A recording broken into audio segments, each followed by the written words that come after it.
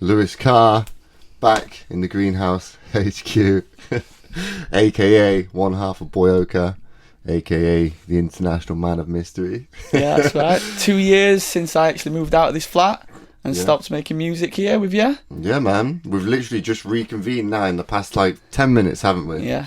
So this is our catch up, really, isn't it? Mm-hmm. So yeah, when you walked in, you said it was quite weird to be back. Yeah, well, we got the Victoria line up to Seven Sisters, and that's kind of what pretty much did every day, every other day when I was living here, kind of walking back up, seeing the kind of people that live around here, super interesting, and then just big nostalgia coming back in the flat, particularly coming back in here because when we used to get up every day. Come up here, do a few hours music. Yeah, man, not much has changed, Go for a run. Well, I did anyway. You did go for a lot of runs. You've been running for years. You still running? Not so much now. I do a bit, but I did when I got back to Sheffield, I kept doing it. I got back into the gym a little bit now. Yeah? Yeah. Sorry, you're going to get stacked. Yeah. Well, I was just... Can't really see under the shirt. Yeah, I wear the baggy shirt so you can't tell so much. Yeah, it's like that thing anyway. You're not trying to show it off, but... Yeah, it's a nice surprise. It's there. Yeah, it's the same with you, right? It's the same with you, right, Tim? I've been pretty lacking on the gym in the past couple of years. I went 1, 2. I don't know if I'm loud enough. Yeah, let's go. So I've been to a couple of when I first moved here, I got into the cold swimming for a bit. I was going to say you stood in that. Just the showers. I remember Yeah, so I did the cold swimming for a bit, and then I was into the gym as well for a bit, but it's all fell on the wayside at the moment. Just pure 24/7 beats, mate. Good. That's the only way to get anywhere, right? My cousin's got a proper ice bath setup, so it's $3.5 grand. It's a big converted barrel and a proper unit, and it gets down to you can get it down to 2 degrees, and it's got a proper flow of water as well. So they don't get that warm layer around you. It's oh god, crazy. Yeah, you only go. You don't want the warm layer. I thought that was part of. What they say if you stay still in there, you the bit of water around your body starts to heat up, but when you got that current, it's just constantly freezing. Remember when we did it in there? But I quite like that when you sit there and you're like, oh, I'm used to it now. But this is you never get used to it. And then you move your arm. Freezing all the time. Remember when we went to that? We went to that place outdoor. It was a yachting club. Did we go there together? We went there once together, and I got a cold. I walked out and got a cold straight away.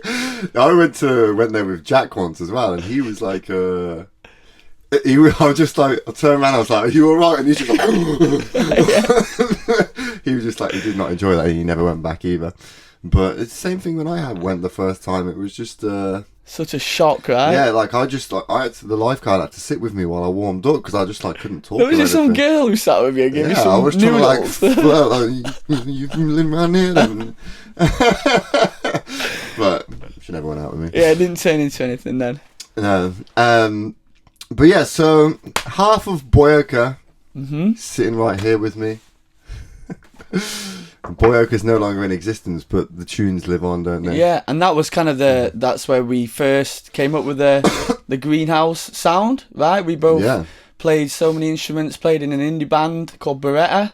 Yeah. And what was the other name we had? Male Emotions?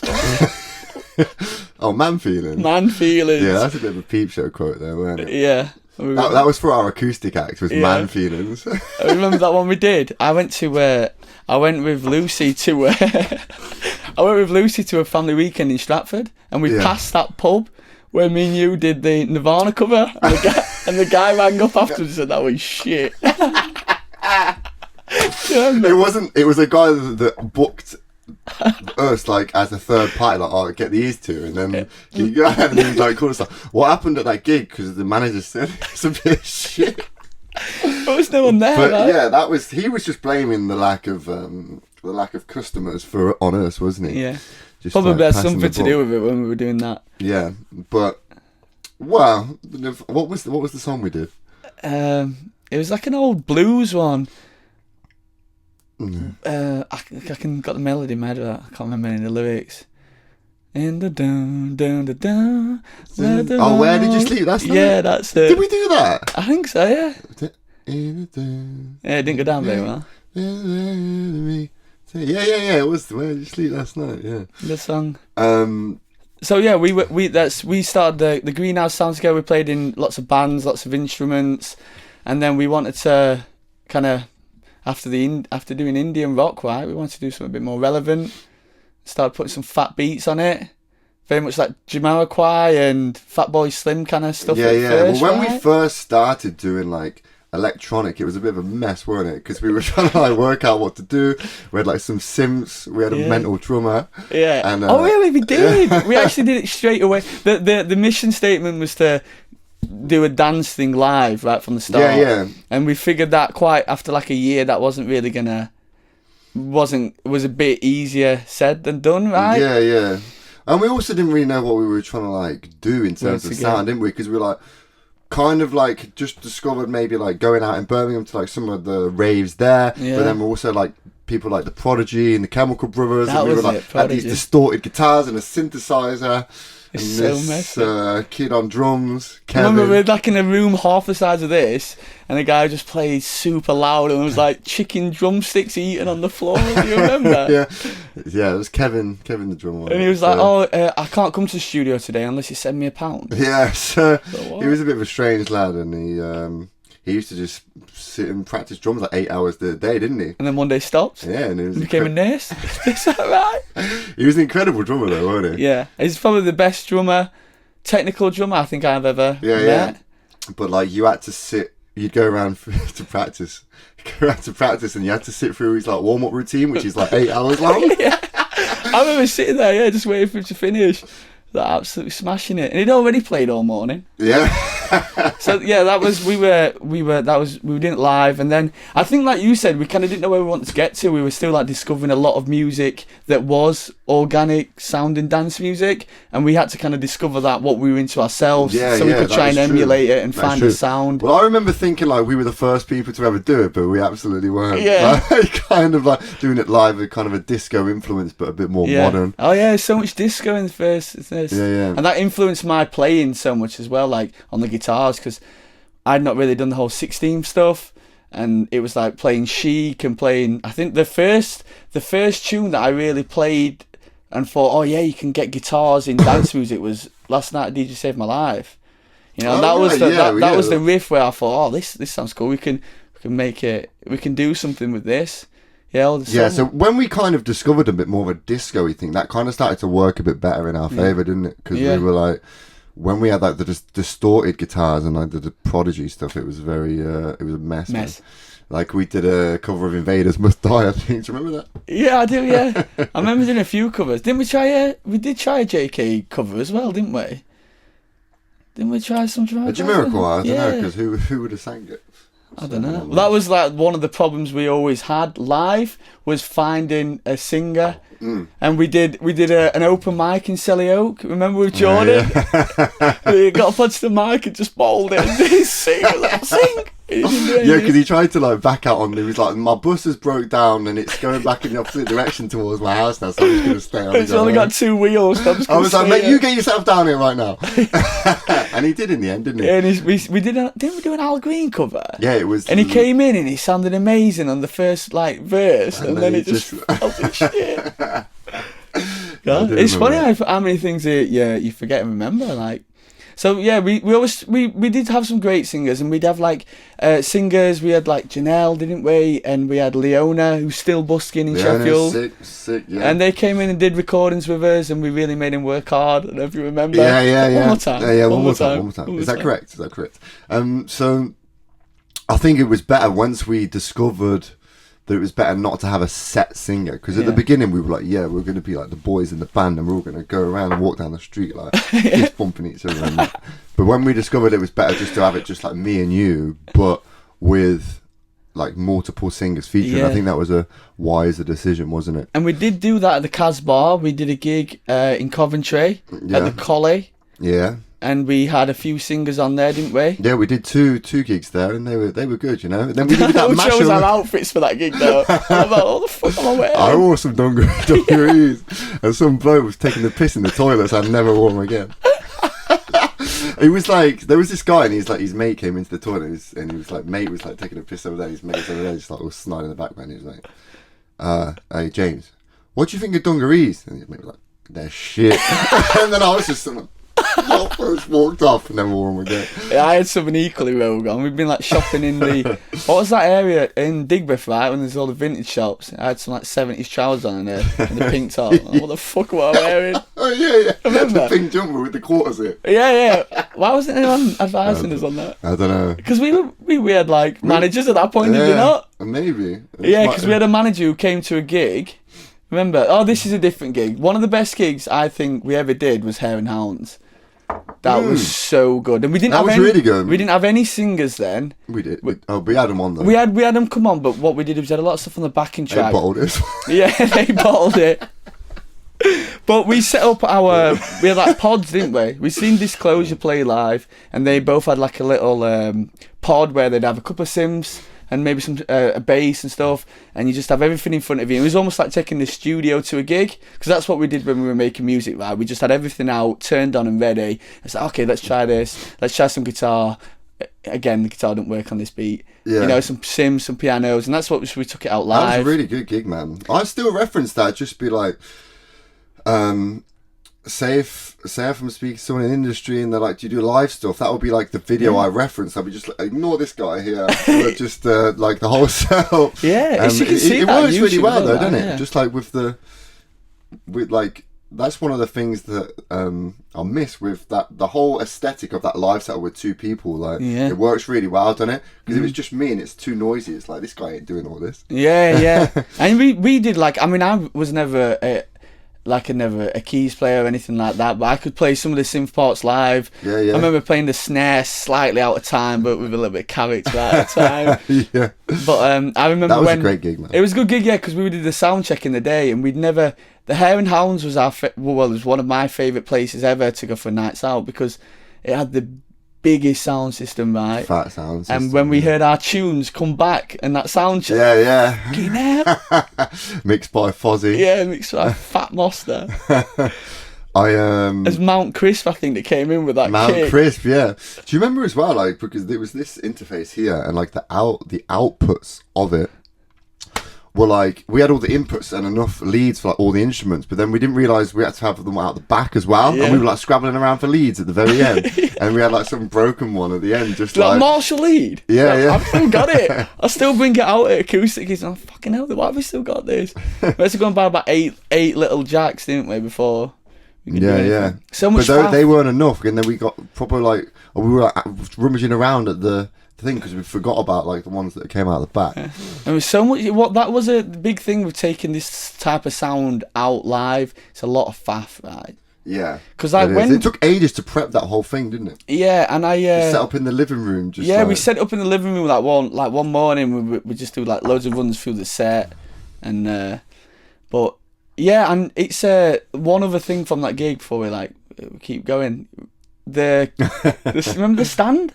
One of the stands broke, and then we didn't notice, and had the stand just collapsed, the whole pod would have gone with it. Leads getting pulled out. Yeah, the whole show would have been over, wouldn't it? And it didn't, and it was just holding on. I think, just leaned away, and I was like, oh my god, imagine that had happened. And we had a manager then who was a good manager for us, and he came to the gig. And then we parted ways a few months later, and he sent us a bill for his dinner. Remember? His ticket. Yeah. So I had a kebab after your gigs, lad, and I want you to pay for it. Yeah. Oh, cheers, mate. That guy. So I asked you to bring in a couple of tunes that. It's probably not as relevant for me and you, because we can just shoot the shit and just chat shit this whole time. But I asked you to bring in a couple of tunes that were maybe relevant.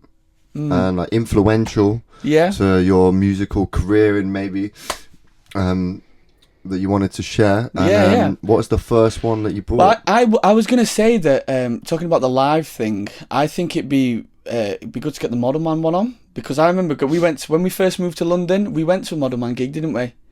Yeah. Remember? And he had a really cool setup as well. He just had a couple of... the Colour Factory? Yeah. Where is the Colour Factory? I was trying to remember. In Hackney, Wick. In Hackney, yeah. So it was a really cool setup, wasn't it? It had a really great visuals on the back, didn't he? And He just he did what we did. He had a load of music on a track. He had a couple of singers come up, but he just had a couple of pianos. Yeah. And I think Model Man was important for me because, you know, like we said, when we were trying to work out what the Greenhouse sound was, we needed influence, didn't we? We needed people who were doing it, who were mixing those organic instruments and those big fat beats and those like really low, powerful basses, and we needed like kind of examples. And he was a really good example of that. I think he was a great example, great guiding light for some of our endeavours, wasn't he? Yeah, and he also had a similar process to us because I remember he has a lot of cool vocal cuts on his music, doesn't he?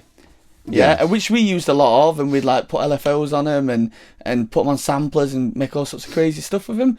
And we were quite creative with that. We just record little sounds with, you know, you'd do vocals and we cut them up.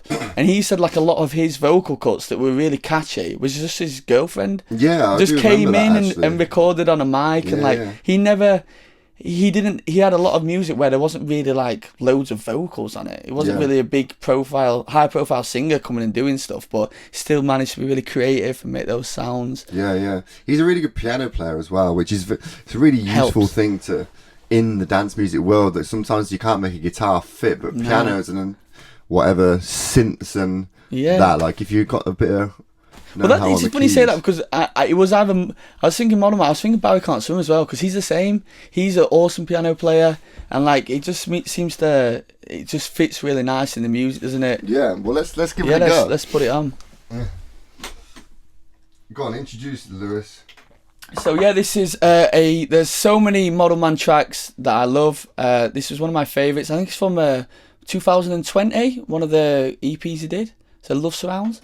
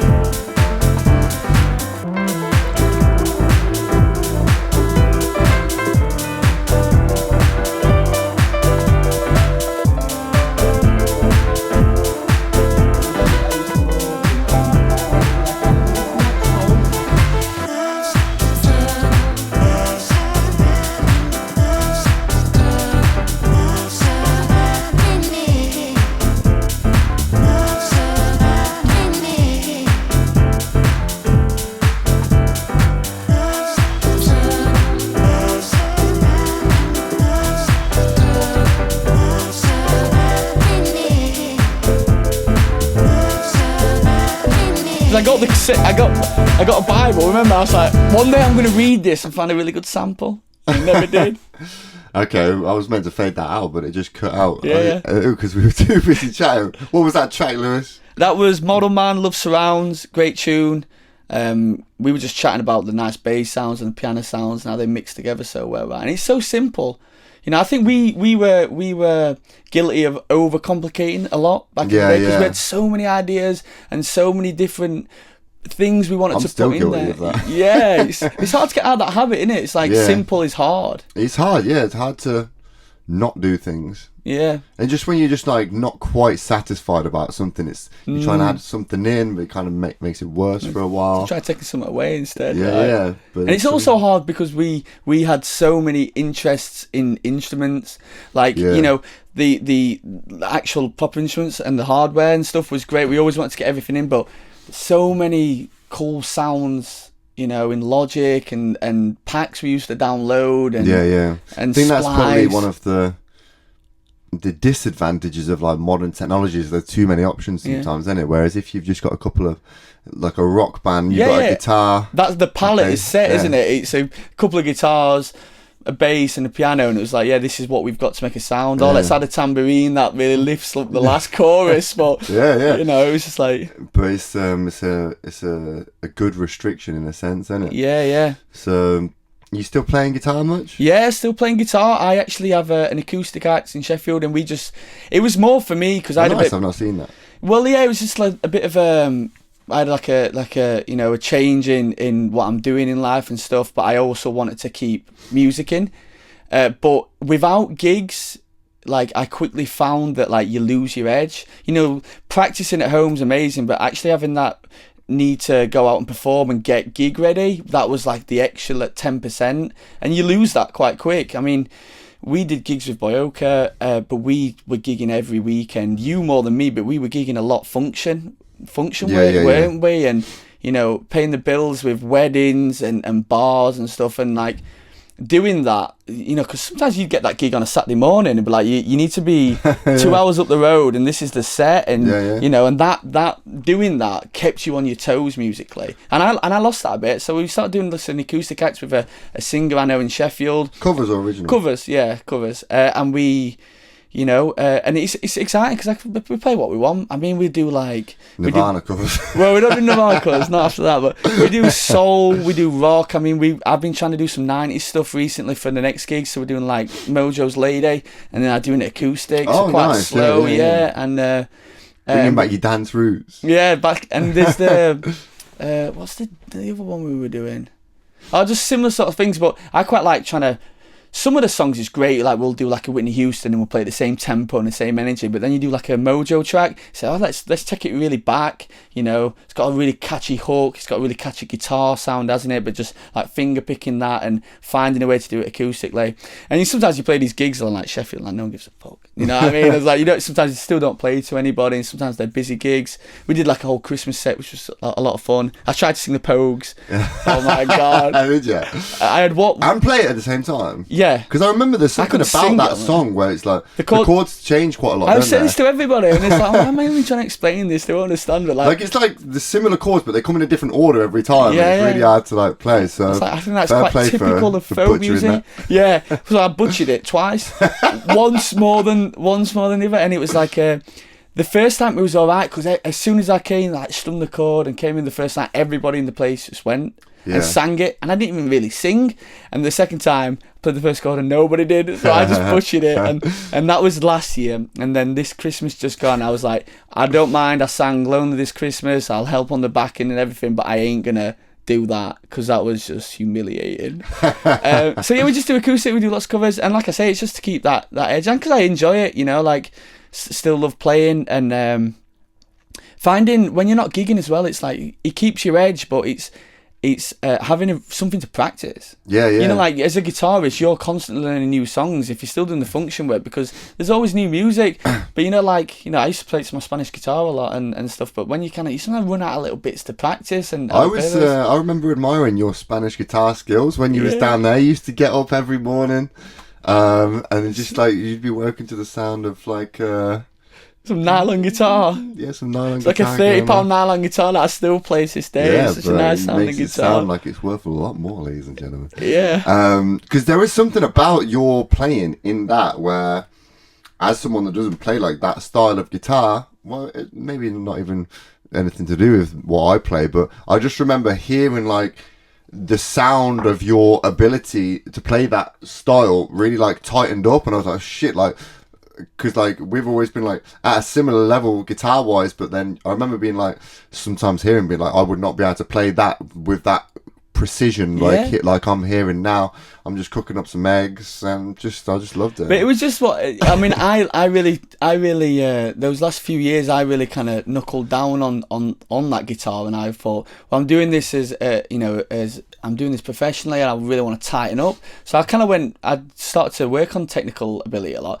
But you did it on the piano, right? I mean, you told yourself you started like every morning would play the piano, and we both kind of started in this position. And I was doing a lot of guitar, and you was doing the piano, and that came in really useful playing synth parts and stuff. I mean, you're still doing that? I don't practice the piano on a daily grind anymore, which is a shame. But you get to a level, right? Yeah, I got to a level where I was like, it was quite useful, but it's always been an uphill struggle anyway. Because we always have that conversation about when you're a kid learning something. Like I wanted to be like as comfortable on the piano as guitar, but never really got to that level. When we started guitar early, I don't really remember. And when you teach guitar, you see it in older students. It's like they struggle to get things, and I never really remember ever struggling. You just kind of played it from such a young age, and you that just accumulated. Because you're a talented motherfucker as well. It's just accumulated. I've still got it a little bit.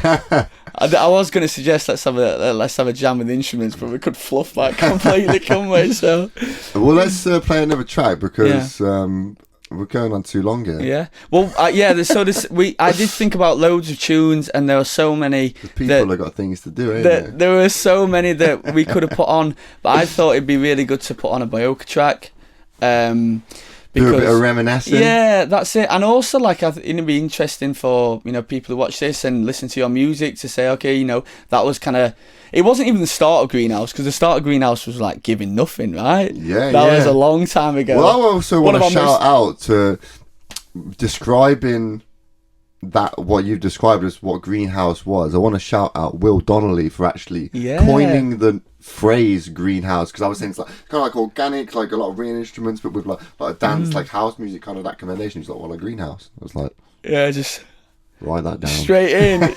And Will Donnelly, cause he was a bass player in Beretta, right? Yeah. Is that his bass? That is his bass. Is that his bass? Will Donnelly, bass player from, and a good friend of mine, very good friend. He was gave me his very beautiful bass a long time ago. He's trusted me with it all these years, and I must say that it doesn't have any like scratches. I was just about to drop you in. It sends a big dink in the side of that. There. Well, there is a missing knob. It's still not put it on. But Will, this knob may be off the bass, but it's still here. I just don't have a little bitty screwdriver to put it back on. So let's get this track on. Yeah, let's do it. Okay. Introduce it, Lewis. So this is a Boyoka release from a few years ago. This is In the Districts. We can have a little chat about what made this tune, what it is afterwards. I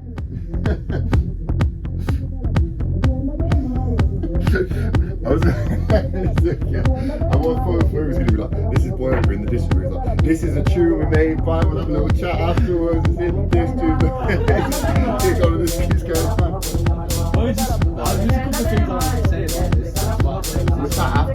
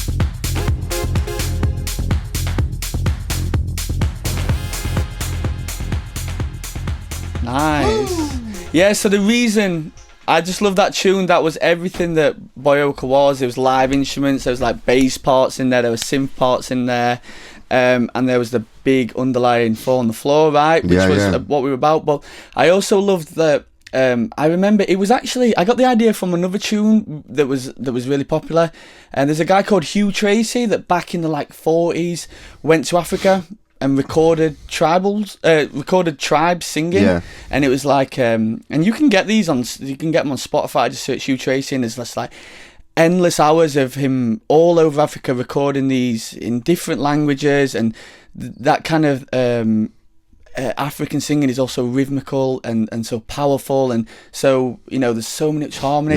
So that adds the kind of whole rhythm to that track, isn't it? Like without that, it's not as like, it doesn't move along as well. Exactly. So and we a great little chant that is. Yes, they were like chants, right? And we would cut our favourite bit out and just mess around with it and put effects on it and just really make it really interesting, and then that became the main part, right? I remember this, like the bit in there, because the track was originally, that's called In the District, it was originally called Tuki Alabu, because there's this guy in the Lewis says, he's like Tuki